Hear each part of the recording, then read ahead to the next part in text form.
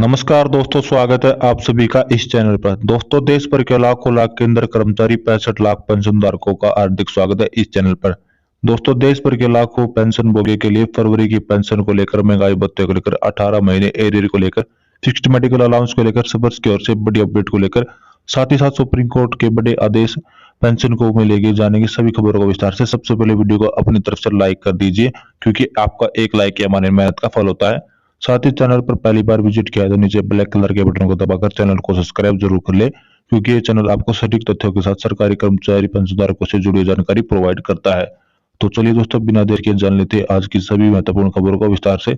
खबरों का सिलसिला शुरू करते हैं। सबसे बड़ी खबर की बात कर लेते हैं, जो बड़ा अपडेट निकलकर सामने आया है। अब पेंशन धारक जन्म तिथि सत्यापन के लिए आधार कार्ड को यूज नहीं कर पाएंगे। जन्म तिथि सत्यापन के लिए अब आधार कार्ड मान्य नहीं की रहेगा। बड़ा आदेश जारी। भविष्य निधि संगठन ईपीएफओ ने घोषणा की कि जन्म तिथि स्थापित करने के लिए आधार कार्ड अब से मान्य नहीं होगा। ईपीएफ ने भारतीय विशिष्ट पहचान पत्र प्राधिकरण यूआईडीआई के निर्देश के बाद आधार कार्ड को जन्म तिथि सत्यापन की सूची से बाहर कर दिया है। इस कदम के बाद ईपीएफओ के करोड़ों सब्सक्राइबर जन्म तिथि को अपडेट करने या उसमें सुधार करने के लिए आधार कार्ड का इस्तेमाल नहीं कर पाएंगे। आधार कार्ड केवल व्यक्ति की पहचान और निवास के लिए माना गया है। यूआईडीआई ने जारी किया है कि आधार कार्ड 12 अंकों की एक विशिष्ट आईडी होती है। इसे भारत सरकार जारी करती है। यह देश के किसी भी व्यक्ति की पहचान और उसके स्थायी निवास के सबूत के तौर पर माना जाता है।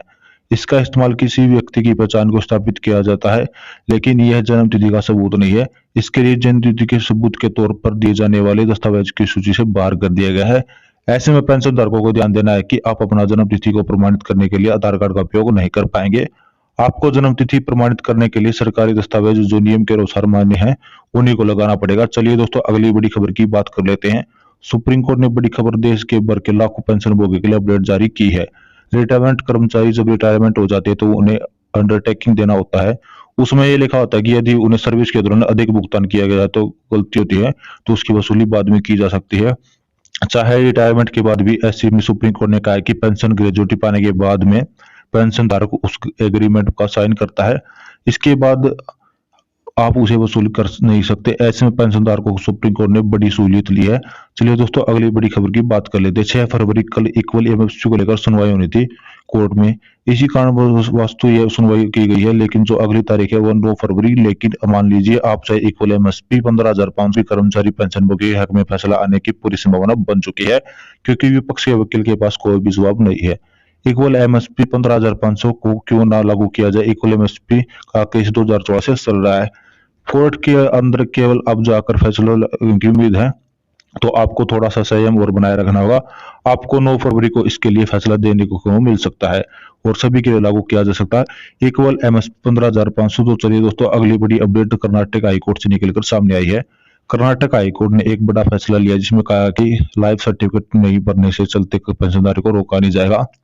भविष्य में पेंशन भोगी बहुत से होते हैं जो कि लाइफ सर्टिफिकेट भरना भूल जाते हैं, किसी कारणवश में भी भर पाते हैं या सर्वर में प्रॉब्लम होती है, उस कारण भी वह नहीं भर पाते। ऐसे में बैंकों द्वारा पेंशन भोगी की पेंशन को रोक दिया जाता है।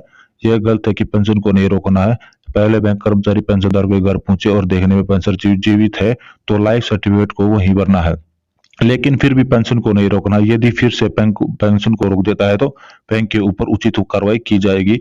बैंक को पेनल्टी के तौर पर 8,000 पर ब्याज के साथ पेंशन का भुगतान करना होगा। तो दिनों कर्नाटक हाईकोर्ट का बड़ा फैसला के चलते पेंशनधारकों की काफी राहत पहुंची है। चलिए दोस्तों, अगली की बड़ी खबर की बात कर लेते हैं। सुप्रीम कोर्ट की ओर से निकलकर आई है। सुप्रीम कोर्ट का धमाकेदार फैसला। सुप्रीम कोर्ट ने कहा कि फैमिली पेंशन देने से इंकार करना अनुच्छेद 21 का उल्लंघन है। पेंशन देने वाली अथॉरिटी का दायित्व बनता है कि फैमिली पेंशन की गणना करे और पेंशन का भुगतान करे। फैमिली पेंशन का भुगतान पेंशन की मृत्यु से करना है, ना कि आवेदन की तारीख से होता है। चलिए दोस्तों, अगली बड़ी खबर की निकलकर सामने आई है। सुप्रीम कोर्ट की ओर से बड़ा फैसला। सुप्रीम कोर्ट ने कहा कि प्रयोजन पीरियड की अकाउंट किया गया है। पेंशन की गणना न देखने को आता है तो सरकारी कर्मचारी 2 साल का प्रयोजन पीरियड रहता है कई सर्विस के अंदर, जिसके कारण पेंशन की गणना की जाती है। जब पेंशन भोगी रिटायरमेंट हो जाता है, उसके पीरियड की 2 साल की पेंशन की गणना अकाउंट नहीं की जा सकती। इसी को लेकर बड़ा फैसला सुना गया और कहा गया कि 2 साल को भी पीरियड में 2 साल और उसके भी अकाउंट किया जाए और पेंशन की गणना करने में। ऐसे में पेंशनधारकों के लिए बड़ा ऐतिहासिक फैसला साबित होने वाला है। पेंशन इसके चलते बड़ी। तो आपको अगली बड़ी खबर की बात कर लेते हैं। केंद्र सरकार के कर्मचारी पेंशनधारकों के लिए गुड न्यूज निकलकर सामने आई है। केंद्र सरकार में ऐसे कर्मचारी पेंशनधारक जो इंतजार कर रहे हैं कि महंगाई भत्ते का राहत ऐलान, अब उनके लिए बड़ी गुड न्यूज है। आपके लिए अप्रैल महीने में नहीं अब मार्च महीने में भी बड़ी अपडेट निकलकर सामने आ सकती है।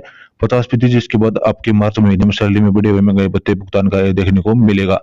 उसे कर्मचारी पेंशनधारक को बढ़े महंगाई भत्ते जनवरी फरवरी का भुगतान भी मार्च की सैलरी के एरियर के दिया किया जाएगा। तो दोस्तों हम आशा करते हैं कि आपको हमारी जानकारी पसंद आई, तो वीडियो को लाइक करें, शेयर करें तथा चैनल को सब्सक्राइब जरूर करें। धन्यवाद।